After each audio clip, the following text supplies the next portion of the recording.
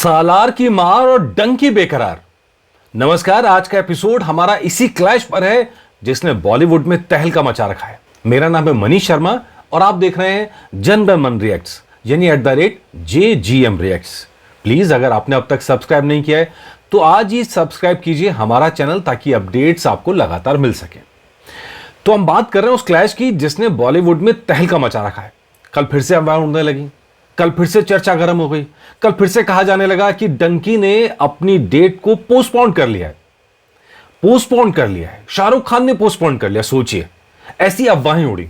और उसके बाद हालांकि एक कार्यक्रम में शाहरुख खान बैठे थे, उन्होंने साफ साफ वहां पे इशारा भी कर दिया कि कोई पोस्टपोन नहीं हुआ है, उनकी फिल्म उसी तारीख को रिलीज होने जा रही है जिस तारीख को होनी थी। वो अपनी जगह डटे हुए, वो जगह से हिले नहीं है। लेकिन सालार की चुनौती तो अपनी जगह है। सालार ने तो सीधा सीधा चैलेंज कर दिया है, साउथ ने सीधा सीधा चैलेंज कर दिया है नॉर्थ को, प्रभास ने सीधा सीधा चैलेंज कर दिया है शाहरुख को, और इसीलिए बन गया है ये बॉलीवुड का सबसे बड़ा क्लैश। लेकिन क्लैश तो अपनी जगह है। ऐसी तमाम खबरें आ रही हैं कि शाहरुख खान अभी भी डटे हुए हैं। जैसे आज ही उन्होंने अपनी शूटिंग शुरू कर दी है फिर से। मतलब तमाम तरह की धमकियां मिलने के बाद भी उनको Y+ की सिक्योरिटी दी गई, लेकिन इसके बाद भी वो डरे नहीं है। डंकी को पोस्टपोन ना करना पड़े इसीलिए वो अपनी शूटिंग में व्यस्त है। हालांकि इसके मायने सीधे सीधे ये भी निकाले जा सकते हैं कि शाहरुख खान अपनी फिल्म को लेकर पूरी तरह कॉन्फिडेंट है। लेकिन फिर ऐसा क्यों कहा जा रहा है कि डंकी बेकरार है? इसकी वजह है। लेकिन क्लैश किसकी तरफ झुका हुआ है ये आंकड़ों के साथ बात करेंगे। जैसा आप जानते हैं मैं बिना आंकड़ों के बात नहीं करता हूं। ओ भाई साहब, नहीं मैं नहीं करता सर जी। ओ गाइस, भाई जी, ये वो नहीं। फैक्ट्स क्या कहते हैं, लेट्स डिस्कस दिस। ठीक है जी। और मैं एक बात और बता दूं, जो ये फैक्ट्स हैं ये एक खास तरफ इशारा करते हैं, और वो क्या इशारा कर रहे हैं ये मैं आपके साथ बात करता चलूंगा।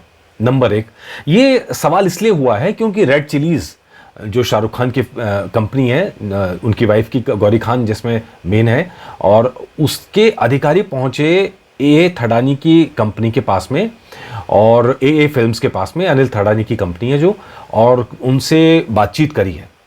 तो रेड चिलीज का पहुंचना ये दिखाता है कि कहीं ना कहीं एक डर रेड चिलीज के मन में है फिल्म को लेकर, और वो क्यों है ये समझाना बड़ा जरूरी है। नंबर 1, हम मानते हैं भारत में बॉलीवुड सबसे बड़ा सिनेमा है, राइट जी। सब ये मानते हैं कि बॉलीवुड जो है भारत का प्रमुख सिनेमा है। उसके बाद जब साउथ की बात आती है तो बढ़ जाता है, 4 जगह 4 भाषाएं हैं तो 4 भाषाओं में बढ़ जाता है। लेकिन ये गलतफहमी आप दूर कर लीजिए कि बॉलीवुड सबसे बड़ा सिनेमा है भारत का, ये एकदम दूर कर लीजिए। उसका रीजन मैं बताता हूं। नंबर 1, भारत में टोटल स्क्रीन्स कितनी है? एकदम एग्जैक्टली मैं बताऊं, जो सरकारी आंकड़ा है उसके मुताबिक देश भर में 8700 स्क्रीन्स हैं। 8700 स्क्रीन, जिसमें मल्टीप्लेक्स भी शामिल है और सिंगल स्क्रीन सिनेमा भी शामिल है। इनमें से आप जानते हैं साउथ के पास कितनी है? सिर्फ 4 राज्यों के पास बात करें, 4 राज्यों के पास है 4150 स्क्रीन। चौंक गए ना आप? ये तो नहीं अंदाजा होगा आपको कि साउथ के अंदर स्क्रीन ज्यादा हैं बजाय नॉर्थ के।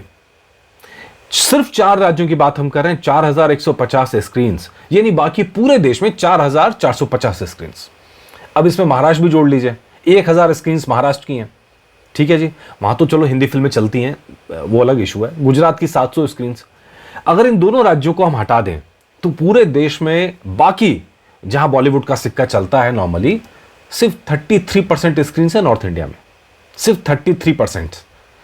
और उन 33 स्क्रीन के ऊपर जो कमाई होती है उसके सारे बॉलीवुड में बड़ी कमाई की बात होती है। लेकिन अब साउथ अपनी ताकत समझ रहा है।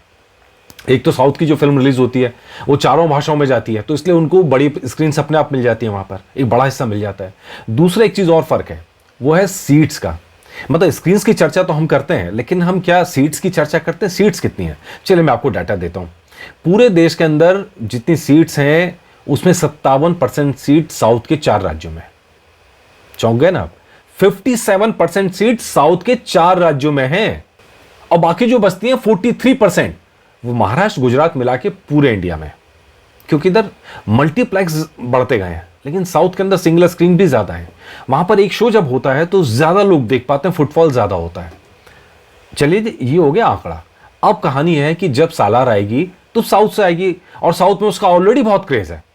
तो आपको जो डंकी फिल्म को जितनी स्क्रीन्स मिलनी चाहिए वो स्क्रीन्स पे तो पहले ही कब्जा हो गया सालार का बड़ा। मैं ये नहीं कह रहा हूं सारी स्क्रीन खा जाएगा, लेकिन बड़ा हिस्से पे कब्जा हो गया। अब जब जवान फिल्म आई थी तो 10,000 स्क्रीन पर एक साथ रिलीज हुई थी। जिसमें 5,500 स्क्रीन भारत की थी और 4,500 स्क्रीन विदेश की थी, राइट। तो अभी हम चर्चा कर रहे हैं 5,500 स्क्रीन क्या डंकी को मिल पाएंगे? नहीं मिलेंगे, चांस ही नहीं है सर, चांस ही नहीं है। क्योंकि आधी स्क्रीन्स पे कहीं ना कहीं सालार का कब्जा होगा और जो पुरानी फिल्में चल रही होंगी वो भी होंगी।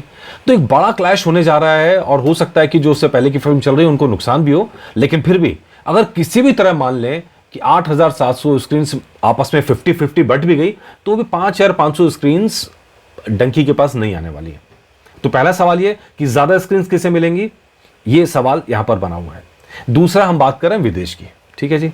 मैंने आपको एक पूरा चार्ट बना के दिखाया था। विदेश के अंदर 100 करोड़ से ऊपर की कलेक्शन करने वाली फिल्में कौन सी हैं फर्स्ट डे के अंदर, वो मैंने आपको डाटा दिखाया था।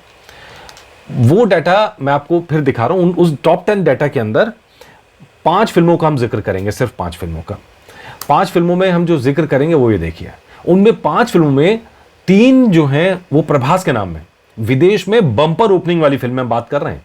विदेश में बम्पर ओपनिंग यानी अब हम चर्चा कर रहे हैं जो 4,500 स्क्रीन हैं उनकी, जो विदेश में हासिल हुई। तो जब बात हुई कमाई की तो वर्ल्ड वाइड में फर्स्ट डे के अंदर बाहुबली ने कमाए थे 212 करोड़ 60 लाख रुपए। ओवरसीज में उसकी कमाई थी 371 और लाइफ टाइम की 1,788। इसी तरह आदि पुरुष आई थी जिसने पहले दिन 140 करोड़ का बम्पर कमाई मारी थी, राइट जी। और ये मैं आपको डाटा दिखा चुका हूं। हालांकि लाइफ टाइम में खराब रही फिल्म, लेकिन आप सोचिए खराब होने के बाद भी क्रेज इतना है। ये जो डाटा है ये स्टार का क्रेज दिखा रहा है, ये उस लोकप्रियता को दिखा रहा है कि उसकी फिल्मों को कितनी लोकप्रियता हासिल हुई है। इसी तरह प्रभास की एक और फिल्म आई थी साहू, उसने 130 करोड़ की बम्पर ओपनिंग मारी थी।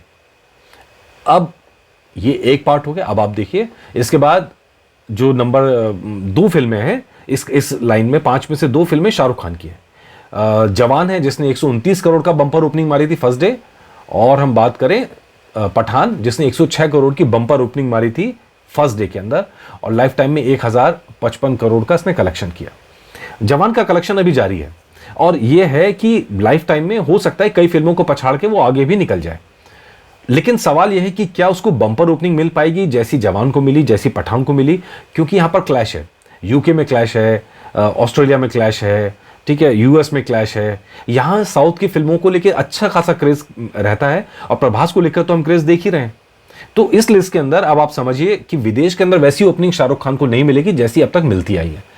उनको मिडिल ईस्ट से ओपनिंग मिल सकती है, मिडिल ईस्ट में अच्छा उनको व्यापार करने का मौका मिल सकता है। और अब ये सवाल यहां पर है कि क्या 10,000 स्क्रीन शाहरुख को मिल पाएंगी या नहीं मिल पाएंगी ओपनिंग में, जैसा उनको जवान में मिली थी। इस बात की संभावना ना के बराबर है। अब सवाल है कि ये नुकसान कितना कम कर पाते हैं, और इसी नुकसान पे शाहरुख खान की उम्मीदें टिकी हैं। जितना कम कर पाएंगे उतना ज्यादा प्रॉफिट होगा। शाहरुख खान वैसे भी बाजीगर हैं, शुरुआत की ओपनिंग के बाजीगर हैं। मतलब पहले में इतना क्रेज क्रिएट कर देते हैं, ऐसा हाइप हो जाता है फिल्म का कि लोग देखने पहुंचते हैं। लेकिन अगर शुरुआत में स्क्रीन्स कम मिल जाएं तो व्यापार पे तो बड़ा असर पड़ेगा। उम्मीद कर रहे हैं कि दोनों फिल्में चलें, खूब चलें, अच्छी फिल्में जरूर चले, अच्छी फिल्म ज्यादा चले, जो भी अच्छी फिल्म निकल कर आए, और देखना दिलचस्प होगा। लेकिन ये डाटा लड़ाई के लिए, लेकिन एक चीज मैं लास्ट में आपको जाते आते जरूर बता दूं, ये सारा डाटा काम आएगा फर्स्ट वीक में, सिर्फ फर्स्ट वीक में, ओपनिंग में। ओपनिंग के बाद तो जो फिल्म अच्छी होगी वही काम करेगी। ओपनिंग के अंदर स्क्रीन्स भी काम आती हैं, ओपनिंग के अंदर आपकी ओवरसीज में क्या कलेक्शन हो रहा है, हाइप कितना, सब चलता है। लेकिन जैसे हमने आदि पुरुष में देखा, अगर फिल्म अच्छी नहीं हुई तो फिल्म डूब भी जाती है एक हफ्ते के बाद ही। एक हफ्ते बाद तो वही फिल्म चलती है जो फिल्म अच्छी हो, जो लोगों को पसंद आए। उम्मीद करते हैं इस मुकाबले में अच्छी फिल्म जीतेगी और मुकाबला दिलचस्प होगा, और हम तो ये उम्मीद करते हैं दोनों फिल्में अच्छी हों और दोनों फिल्म चलें। नमस्कार।